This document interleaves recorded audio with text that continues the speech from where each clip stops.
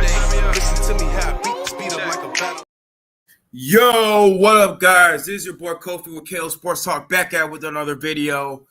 And guys, I know my last live video, guys. I know I'm gonna have to delete that other live video, but I had problems with my volume with my computer, and so I ended up getting it fixed today.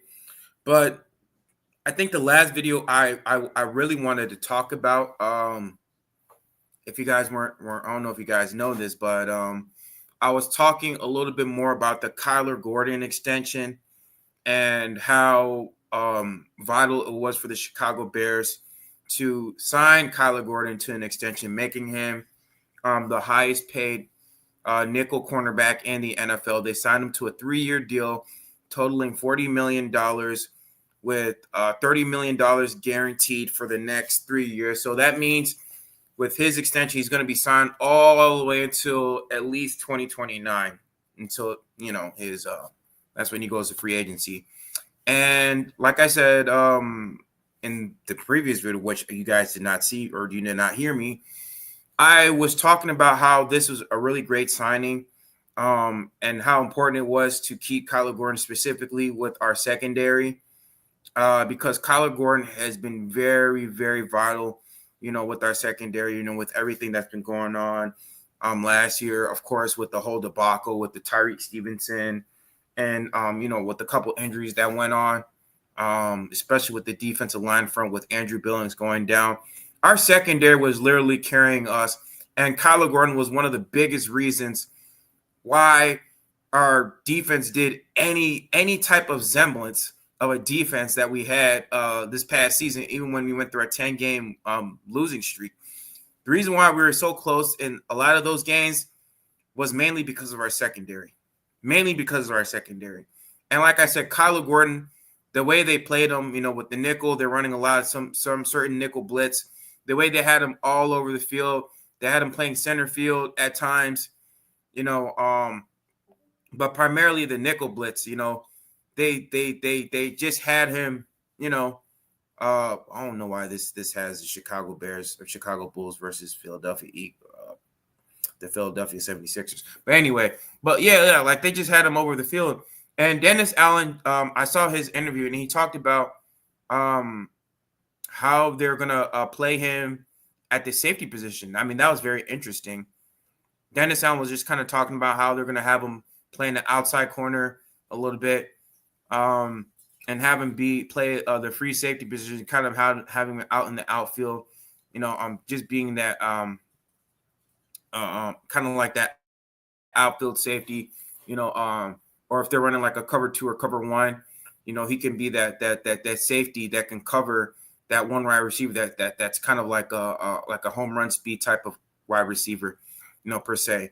And so, yeah, man, I'm really excited. I'm really happy that they did sign Kyler Gordon to an extension.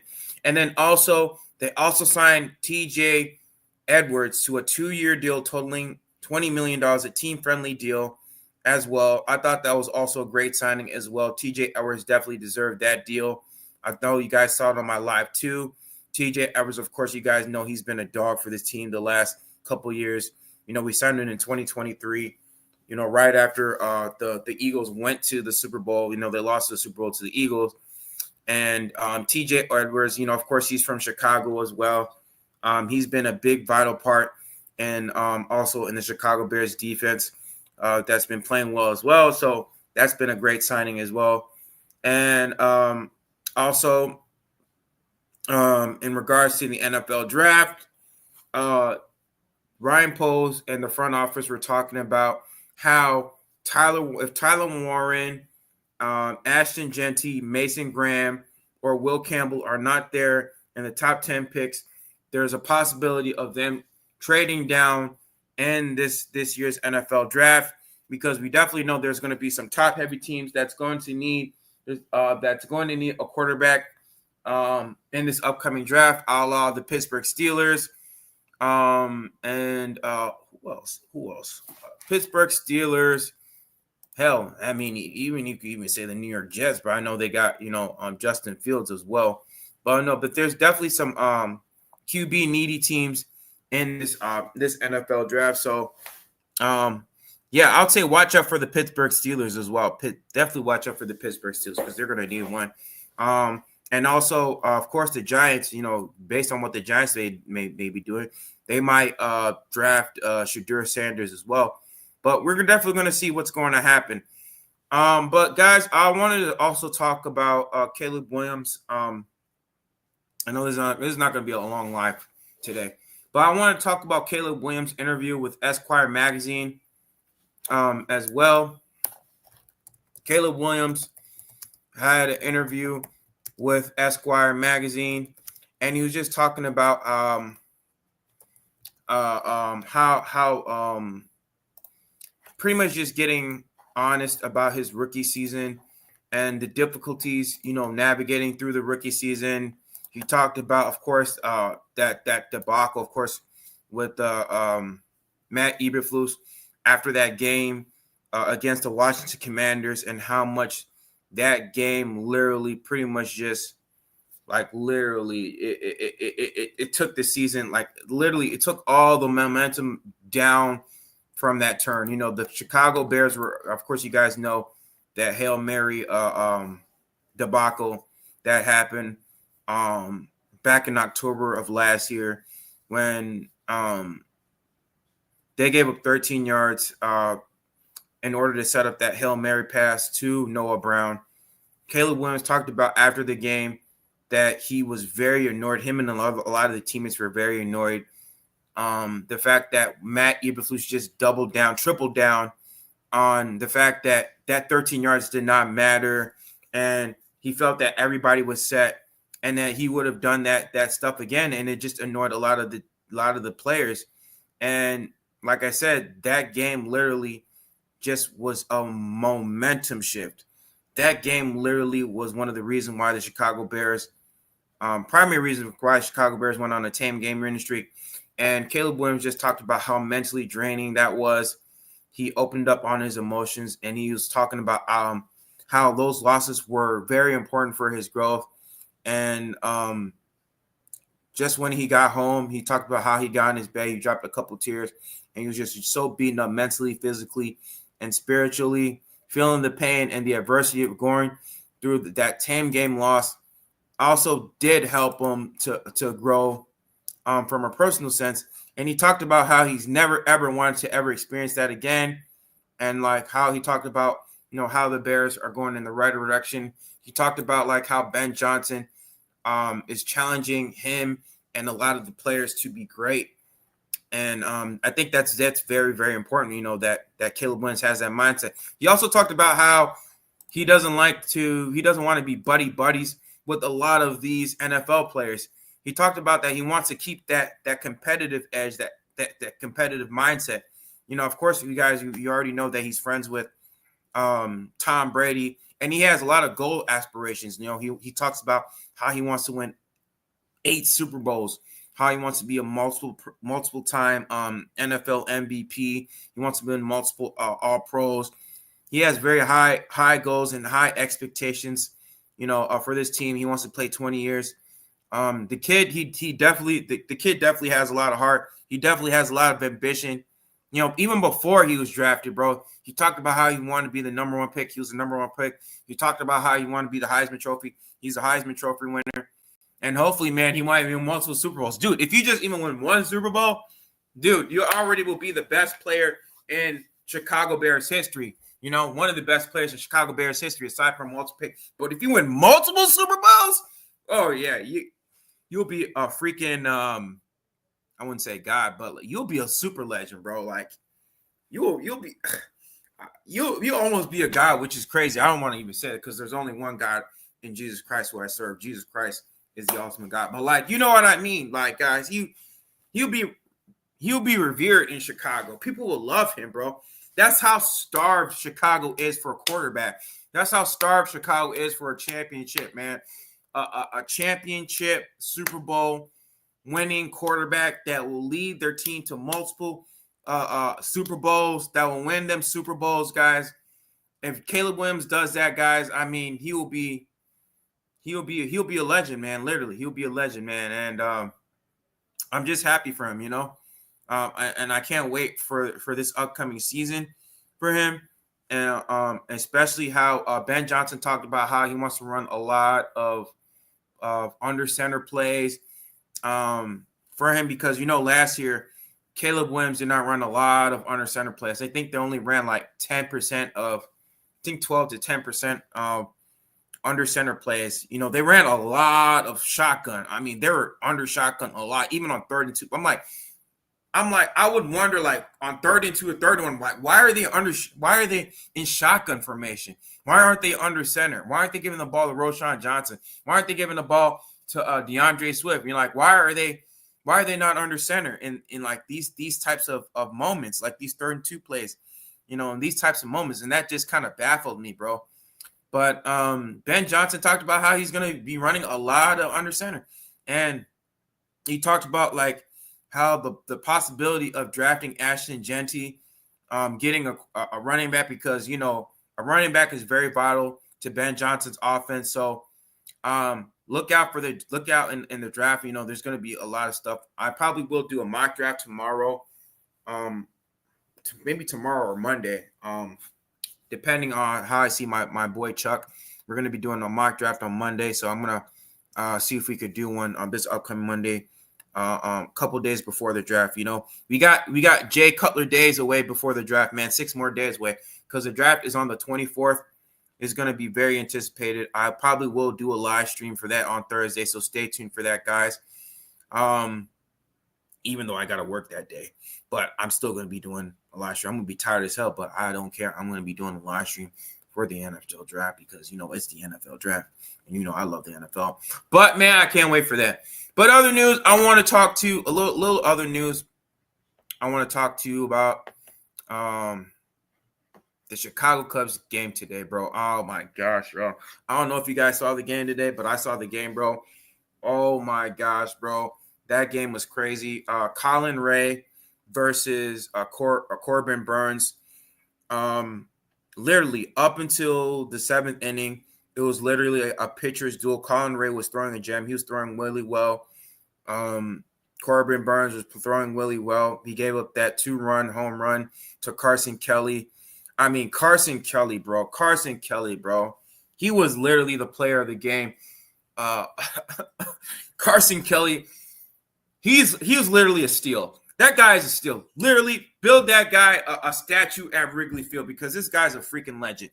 This guy had 3 home runs, if I'm not mistaken. He had one earlier in the game. He had a second one. A second, I think it was like a 3-run home run, and then he had another one late in the game. Let me check. Let me check, bro. Let me check, bro. If I'm not mistaken, he hit no, he homered twice. I'm sorry. Yeah, he homered twice. But look, damn, I'm trying to pull up the box score right now. Yeah, so Kelly, he homered. Yeah, he homered earlier, and then he homered again in the 8th inning. A critical home run when the Cubs were down 11-7. Our bullpen is horrible. Jed Hoyer, I don't know what it is, man, but you got to get this bullpen right. This bullpen is god awful. Bro. Bear down, Ron Ranowski. Bear down, bro. Bear down. I'm back, bro. I'm back to doing lives, bro. For real. Bear down. Ron, I hope you're a Cubs fan too. But yeah, man.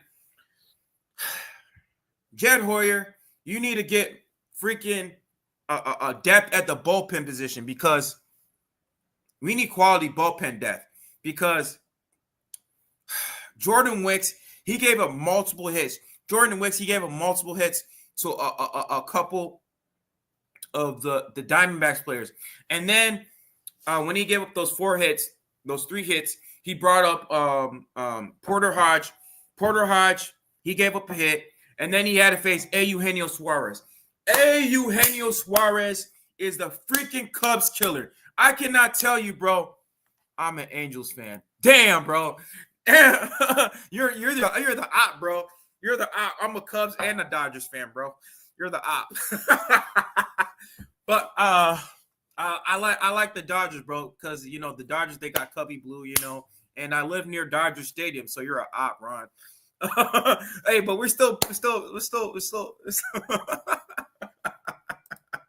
All right, you're still cool though. You're still cool. You're still an op though. But anyway, let me get back to this Cubs game. Right? So, Eugenio Suarez comes up, right? Eugenio Suarez comes up, and Porter Hodge. Okay, he throws a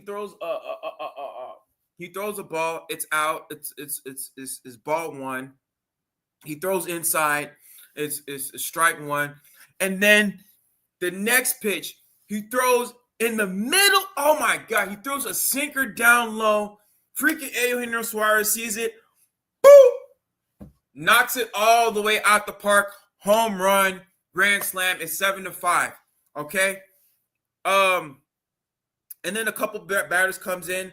They run it home. It's now 7-6. Okay. And then throws a wild pitch. It's already up in the air. And then another hitter. He hits it. I forgot who it is. He hits it. I don't remember who the hitter was. He hits it. It goes to third. It goes to third base on left field. And then off to 7-7 game. Okay. 7-7 game, and then it becomes an 8-7 game, and then Lourdes Gurriel, he hits a 3-run homer to make it an 11-7 game. Dude, I thought the game was freaking over, bro. I was ready to turn off streamies, bro. I was like, oh my God, bro. I can't watch this game, bro. I can't watch this game at all. But I'm like, something in me told me, Kofi, keep watching this game. And so I watched the game again, bro. And then PCA comes up. He throws a single. I think it was It was Horner. Horner hits a single, and then PCA hits a single, and now it's two man on, and then Carson Kelly, bro, King Kelly, bro, he hits a 3-run homer to make it 10-11. 10-11. The game is 10-11, bro. I don't know what it is, but Carson Kelly is freaking clutch, bro. I love this guy. Carson Kelly is clutch. And then King Tucker, bro. Freaking Kyle Tucker comes on. Hap hits a line drive. And then King Tucker, bro. Or no, Hap hits a single again. And then King Tucker, bro. Kyle Tucker hits a 2-run homer to make it 12-11, and then Seiya Suzuki hits another home run, and now it's 13-11. Now I'm like, oh my gosh, bro, it's 13-11, and now going into the 9th inning, Ryan Presley gets the ball back, and they hit a single. They hit a double. One of the players hits a double, and they bring in I think it was Corbin Carroll. One of their best hitters hits. Corbin Carroll comes in, and then he hits a line drive towards shortstop. They get the ball, and that's game over. Dude, this is one of the wildest games I've seen since being a Cubs fan. It's up there with David Bodie, Grand Slam, the ultimate Grand Slam. And like I said, when the Cubs were down 9, I think it was like the 8th or the 9th inning, back in 2018 against the Atlanta Braves. This was up there, top 3. I think this is top 3 wild games I've seen as a Cubs fan, bro. It was just insane, bro. Like I literally thought the Cubs were gonna lose 11-7 because the Diamondbacks they play this Chicago Cubs team tough, bro. The last time they beat us was like 10-6 on the back of our bullpen. The bullpen gave up 8 runs that game, bro. I just had a steak. It's a tradition, bro. I need to have me a steak, bro. But, bro, that Cubs game was wild, bro. And yeah, man. And transitioning to the Chicago Bulls. I want to transition to the Chicago Bulls. The Chicago Bulls. I don't know what's going on with Chicago Bulls, bro. Arturas Karnisovas talks about how The Chicago Bulls need to be patient. Oh yeah, and let's not forget they also fired one of their player development. Who did they fire? Fired Peter Patton, the director of player development coach. He's one of the most respected player development shooting coaches in the league, and the Chicago Bulls just fired him. Fire Arturas Karnisovas right now. The last 3 freaking years, right? Speaking of the Chicago Bulls, the last freaking years, right?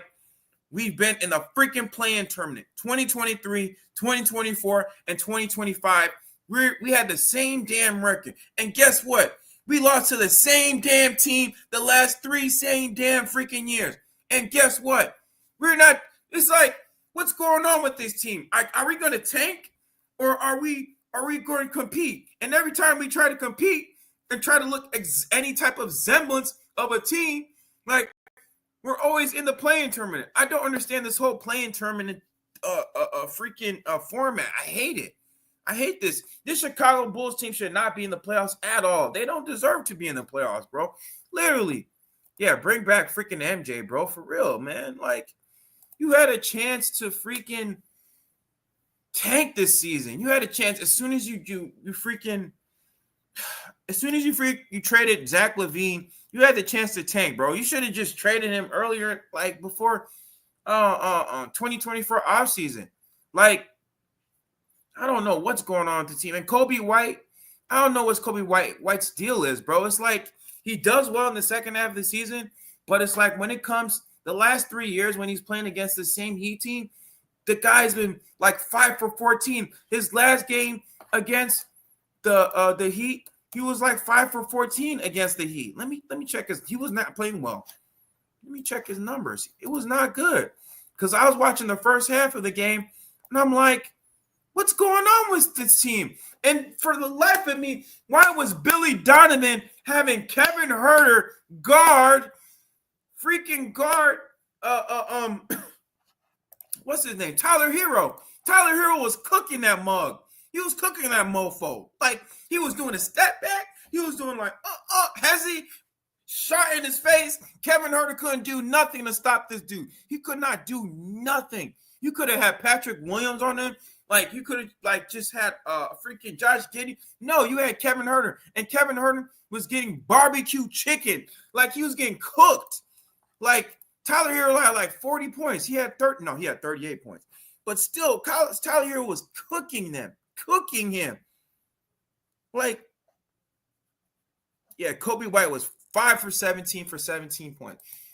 But, man, bro, like, it's the same thing every single year, bro. Every single year. It's the same exact result. And this is why this Chicago Bulls team is the definition of insanity. Always doing the same thing over and over again, expecting a different result. And I think Arturas Karnisovas is one of the worst executives in the NBA, aside from Nico Harrison. He's one of the worst executives, bro. Like, he was tripling down. I saw that exit interview. He was tripling down and doubling down on the fact that, you got to give us some time. You got to let these people gel. No, mother trucker. You should have freaking tanked, because guess what?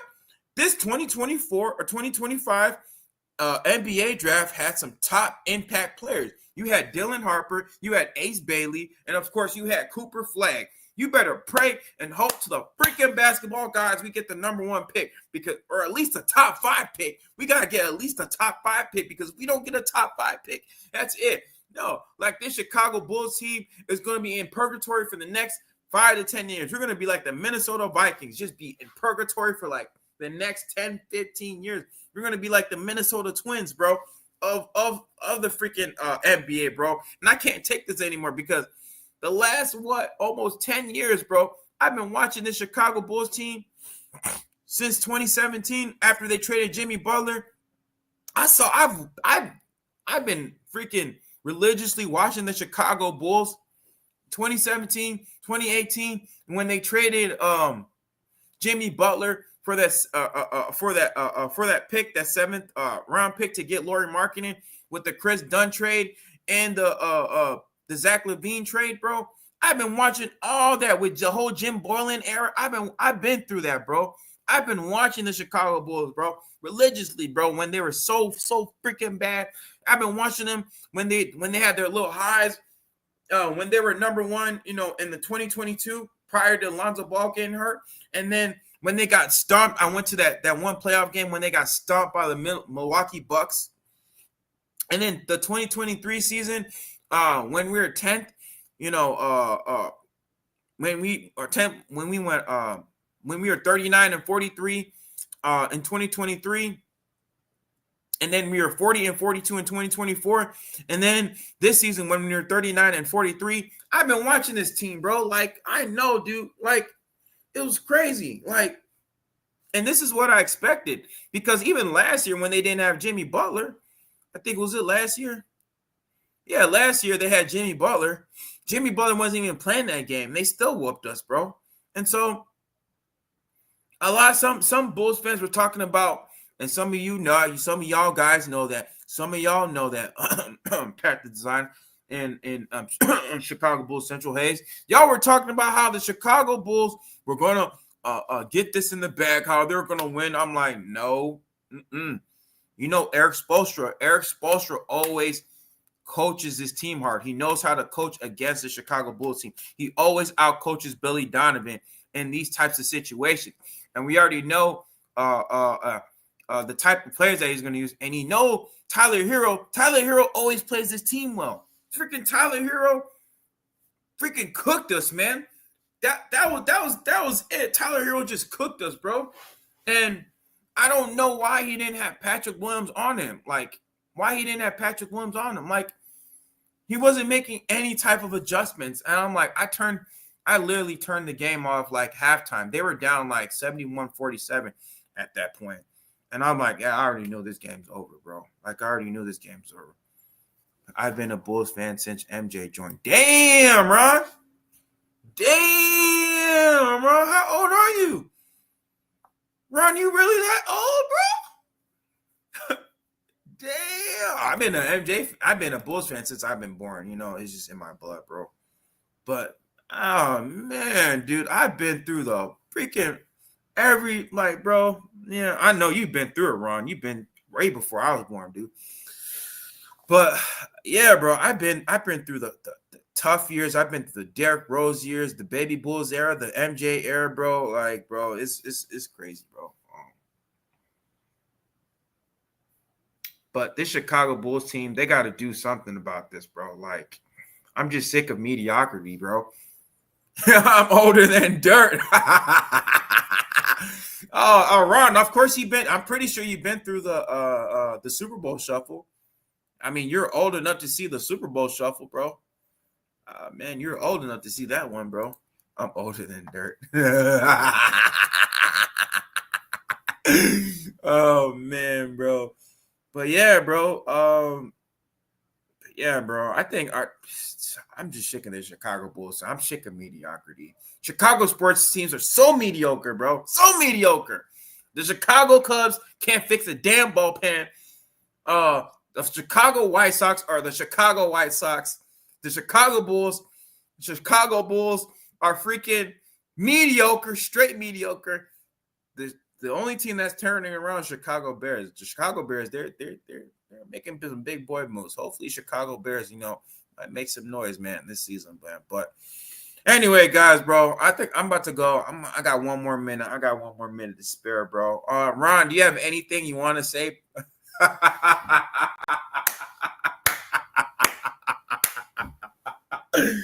Oh, Ron, you're stupid, bro. I fart dust. Oh, bro, bro. But like I said, guys, I think tomorrow. What am I gonna do tomorrow? Yeah, Monday I might do a mock draft. I might make a video tomorrow. Just depending on how I feel. But I might make a video tomorrow. With some top draft picks. With Ashton Genty. I might do a video on Ashton Genty tomorrow. So stay tuned for that. I did a video on Will Campbell already. I'm going to probably do a video on Tyler Warren, the top ones that the Chicago Bears are considered. So the main ones, I'm going to do one on tomorrow. I'm going to do one on Mason Graham, and then I'm going to do one on Ashton Genty, and then Tyler Warren. Those guys. I already did a video on Will Campbell. But I know those 3 guys, I'm going to probably do one. I probably might do one for Kelvin Banks Jr. I know he's been shooting up the draft boards as well.